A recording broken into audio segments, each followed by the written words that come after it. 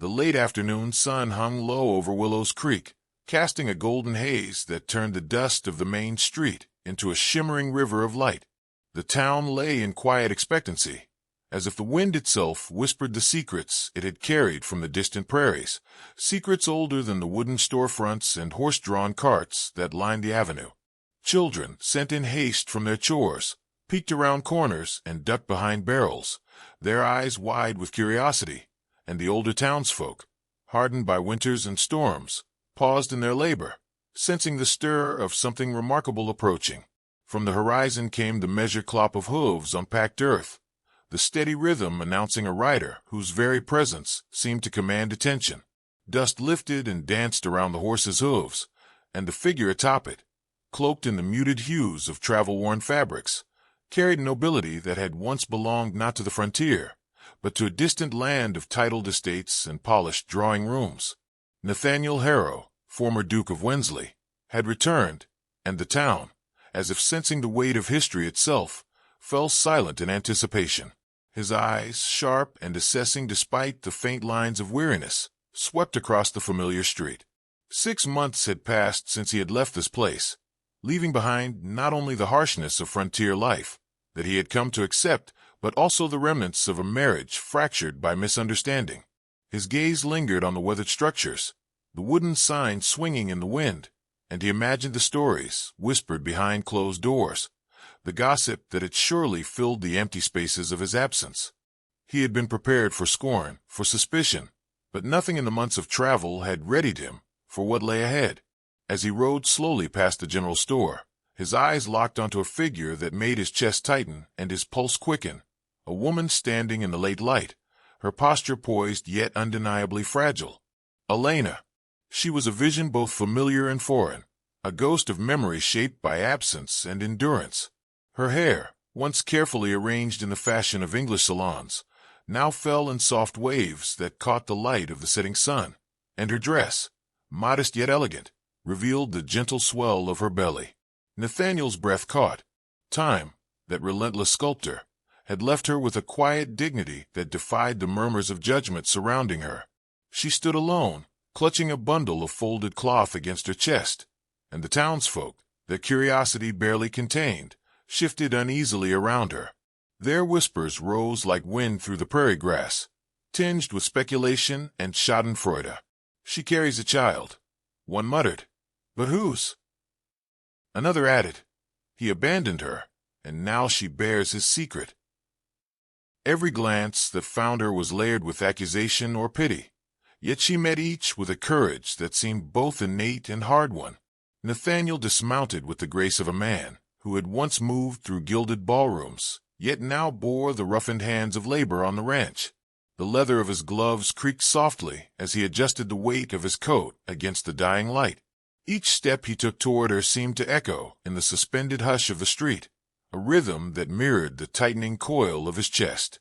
Elena's eyes lifted at the sound, and for a moment their gazes met with an intensity that neither had anticipated. In that glance, 1,000 unspoken words collided: regret, longing, fear, and a flicker of hope that had been extinguished and reignited all at once.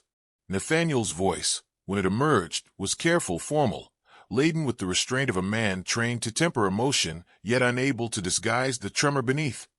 "Elena, you appear unwell." "Allow me," she interrupted with a gentle lift of her hand, her tone calm yet firm, a shield against vulnerability. "No assistance is required, Your Grace." The politeness was a dagger, and Nathaniel felt the old ache of separation deepen in his chest. Around them, the town continued its silent observation, a congregation of eyes in judgment. Children, sensing the tension, tiptoed away, while merchants and housewives exchanged furtive glances. The atmosphere was taut with the weight of scandal, yet the scandal was not born of her actions alone. It was amplified by the absence of truth, by the shadows cast by deceit and circumstance. Nathaniel's mind raced back to the moment that had shattered their union, a forged letter, a miscommunication steeped in the cruelty of others, and his own readiness to believe what he ought not to have trusted. Elena had never asked for divorce. The harsh decision had been the product of manipulation and fear, and he, in his absence, had compounded the wound with silence.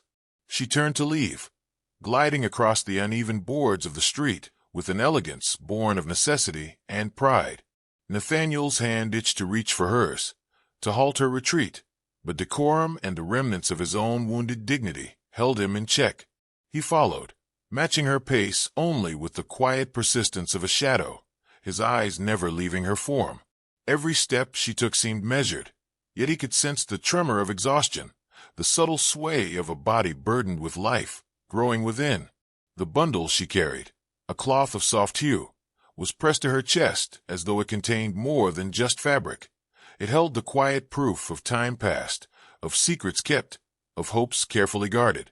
Nathaniel's chest tightened with the recognition of what had been concealed from him.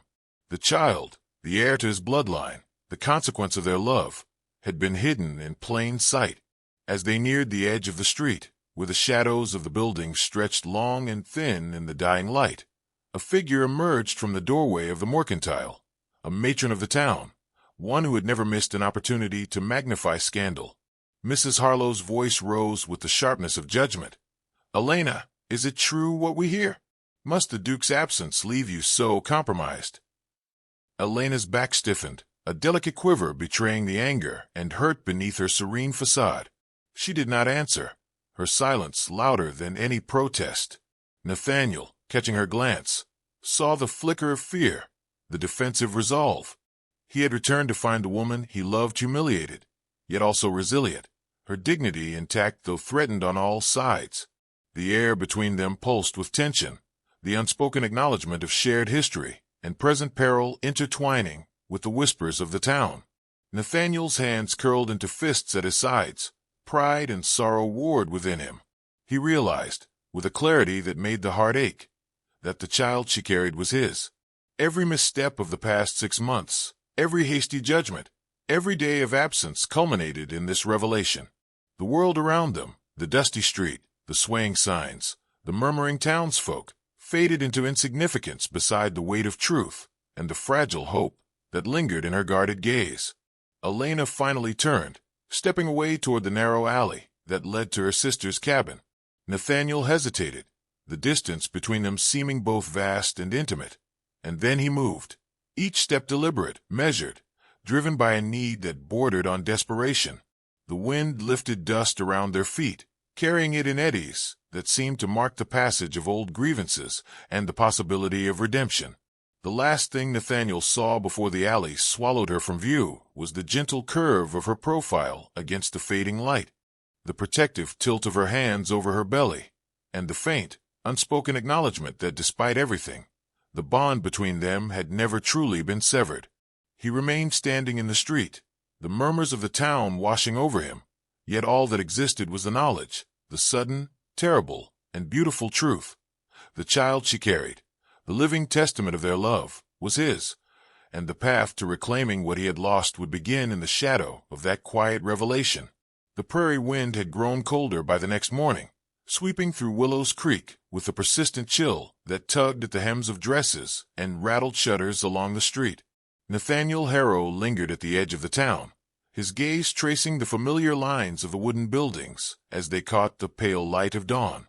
He had spent the night in restless thought, riding the memory of Elena's presence like a horse he could not rein in. Her silhouette, the quiet dignity of her posture despite the whispers of the townsfolk, had haunted him. Every syllable of their brief encounter, the clipped politeness, the careful restraint, echoed in his mind, weighted with meaning he had been too blind to perceive before. Now, with the realization that she carried his child, the fragile heir to his bloodline, a determination stirred within him that was unlike the calculated prudence of his past. This was not a matter of pride. It was a matter of justice, of restitution, of reclaiming the trust he had so thoughtlessly shattered. Elena, meanwhile, moved through the early morning haze toward the general store with her sister's guidance. Her steps were measured, deliberate, each footfall betraying a subtle weariness beneath the poised exterior she presented to the world. The fabric bundle she carried rested against her chest like a shield, a constant reminder of the life growing within her and the vulnerability it imposed. The town's whispers had not abated with the night. They had only multiplied, fueled by speculation and the idle cruelty of small minds. "Is it his child?" someone murmured behind the lace curtain of a second-story window. "Or is she hiding a more scandalous truth?"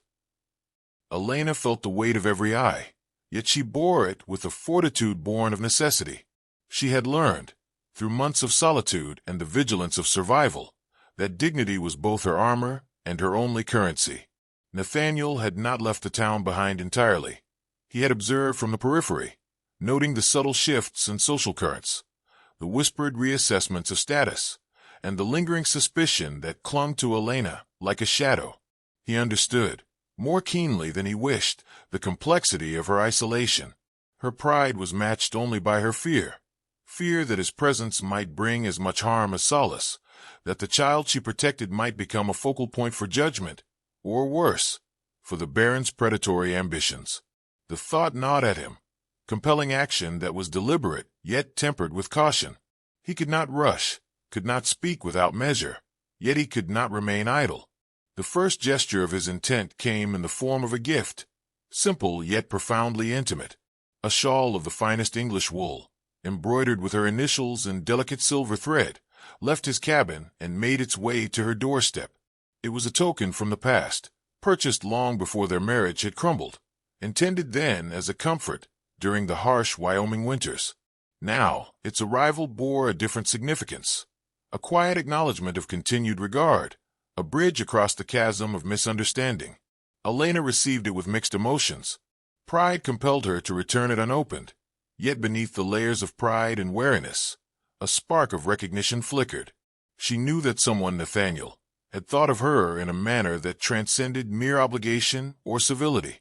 The gesture, though small, resonated, stirring something long dormant within her. Rumors, as they inevitably do in a place such as Willow's Creek, responded swiftly to the presence of the shawl. The town's matronly gossips observed its arrival, each whisper and sideways glance adding weight to the tale of the Duke, who had returned to right the wrongs of absence. Among them, the land baron, a man whose eyes constantly measured advantage and whose ambition knew no moral restraint, began to circle Elena with renewed interest. Every unsolicited word and veiled insinuation was a calculated move to exploit the delicate tension between Nathaniel and Elena. The town, attuned to subtle dramas, sensed the brewing conflict and waited with a mixture of anticipation and delight for its unfolding. A sudden prairie storm forced the turning of events into accelerated intimacy. Rain pelted the streets with a steady insistence, drumming against rooftops and turning the wooden planks of the sidewalks slick and treacherous. Nathaniel, observing from a distance, recognized the danger inherent in the tempest for a woman alone, carrying her secret and her burden. He approached the mercantile where Elena sought shelter, offering assistance that she could neither wholly refuse nor fully accept. "I must insist," he said, his tone firm but not unkind. "The storm allows for no discretion. Come with me, and I shall ensure your safety." Her hesitation was brief. Practicality overrode pride, and she allowed herself to be escorted, the ride through the storm both literal and symbolic of the turbulence between them. Within the carriage, the intimate confinement forced a proximity they had both avoided yet silently desired. The lamplight flickered, casting shadows that danced along her delicate features, and the rain-streaked windows blurred the world outside, leaving only the space they occupied, charged with unspoken emotion. Nathaniel's hands rested near hers, careful not to impose, yet aware that every gesture might speak louder than words. Elena's fingers trembled, not from cold alone, and she adjusted the bundle against her chest, a quiet acknowledgment of the life she carried and the vulnerability she could not entirely disguise. Dialogue remained measured, Victorian in restraint, yet laden with meaning. "The storm is unrelenting," he observed softly. "As is circumstance, it seems," she replied, her voice a whisper of both defiance and exhaustion. The storm's rhythm mirrored the pulse of their conversation, each drop of rain punctuating the spaces between words where longing, fear, and tentative hope resided. Nathaniel dared to probe gently, careful not to overstep. "The child that is yours?" She did not answer directly, her silence as deliberate as any declaration, and the carriage moved through the darkness with the tension of unspoken truths. Each glance exchanged across the dim lamplight conveyed a wealth of sentiment, regret for past mistakes, recognition of enduring affection, and the faintest glimmer of forgiveness that had yet to be articulated fully. By the time they reached the safety of her sister's cabin, the storm had begun to abate, leaving a dampened world behind them and a quiet space in which the complexities of their reunion could breathe. Nathaniel helped her from the carriage, his hand steady, yet there was a tremor in his heart he could not hide. Elena's eyes, meeting his for the briefest instant, communicated a cautious acknowledgment of his concern, a fragile trust that might yet grow if nurtured with patience and care. The sisters' cabin, modest and warm with the scent of cooking fires, offered shelter, yet the emotional landscape remained charged with unresolved tension, longing, and the unspoken knowledge of what was to come. Nathaniel stood a moment beyond the threshold, the weight of his gaze heavy upon her, and whispered a word carried more by emotion than by volume. "I should not have left." Elena's hands tightened around the fabric bundle, her lips pressed together in the practiced concealment of vulnerability, and the narrator's voice lingers upon the significance. The child she carries, the consequence of their love, and the fractures of misunderstanding that have defined their recent months. In that brief exchange, the bridge between absence and reunion, shame and recognition, past and future, is established, leaving the reader suspended at the precipice of discovery. The winds of the prairie stir once more outside the cabin, rustling the eaves and carrying with them the promise that the journey to truth, to reconciliation, and to the fragile hope of shared life is only just beginning. Nathaniel Harrow had spent the night in restless thought, pacing the floor of his modest frontier cabin, the flickering fire casting shadows that danced like specters across the worn wooden walls. The revelation of the forged letter, the discovery that Elena had never sought divorce willingly, churned in his mind like a storm-driven river, relentless and surging. Guilt gnawed at the edges of his pride, and for the first time in months, he felt powerless, not in the face of nature, nor the challenges of the land, but before the delicate web of misunderstanding, fear, and human fragility that had separated him from the woman he loved. Dawn broke slowly, filtering through the gaps in the cabin shutters, and with it came the resolve to act, to undo the harm wrought by absence, manipulation, and his own hastiness. He would find her, and there would be no compromise of courage, no evasion of truth. The frontier demanded honesty, as much as it demanded fortitude, and Nathaniel understood that the woman he loved, and the child she carried, deserved nothing less than his full devotion. The path to Elena's sister's cabin was familiar yet treacherous, a winding track of rutted earth and scattered prairie stones. Nathaniel rode with a quiet urgency, each hoofbeat echoing in the chilled morning air, carrying him not merely through landscape, but through the tangled emotions that had grown between them. He recalled every gesture, every glance from their previous encounter, and the weight of unspoken words pressed upon him with a force that made his chest ache. He approached the cabin with the awareness that this moment could reshape their future or shatter the fragile hope that had begun to stir in her eyes. He dismounted silently, boots crunching on frost-hardened ground, and adjusted the collar of his coat against the wind, steel in his posture but softness in the ache of his heart. Inside, Elena moved with quiet efficiency, tending to the hearth, the familiar sense of wood smoke and simmering stew filling the small room. Her hands, delicate yet purposeful, brushed over the surfaces, arranging and adjusting with the precision born of necessity. Nathaniel paused in the doorway, observing her with a reverence that bordered on awe. The months of separation had not diminished her presence. If anything, they had imbued her with a resilience and quiet authority that made the heart ache in recognition. Her eyes lifted, meeting his across the room, and for a fleeting moment, the past and the present collided. The shock of reunion, the ache of misunderstanding, and the whisper of affection that had survived absence. She spoke first, her voice steady, though threaded with the pain of withheld emotion. "Nathaniel, you arrive with the dawn, yet your purpose remains unspoken." He closed the distance between them in measured steps, each footfall a declaration of intent, and replied, voice low yet certain, I come to speak truth and to undo the weight of my errors. No longer shall silence dictate our lives." The revelation of the forged letter and the Baron's machinations could no longer be postponed. Nathaniel recounted the confrontation with the clerk. The truth laid bare in stark relief. Elena had never sought divorce, had never forsaken their bond, and had endured months of solitude and speculation with a dignity that both humbled and shamed him. Elena listened, her hands resting lightly on the curve of her belly, absorbing the narrative with the patience and caution that had become her armor. Every word he spoke, every admission of ignorance and remorse, was a brick in the bridge he sought to rebuild between them. She nodded slowly, her expression an intricate tapestry of relief, skepticism, and lingering hurt. The room was silent save for the crackle of the fire, and in that silence, a fragile trust began to take root. Nathaniel moved closer, the warmth of his presence both a comfort and a challenge to her carefully maintained composure. "Elena," he whispered, kneeling so that his eyes met hers, "let me earn the life you deserve. Let me walk beside you, one sunrise at a time, and shield you from harm, for my absence has already cost too much." His words, simple yet profound, hung in the air, resonating with the weight of truth and the depth of his devotion.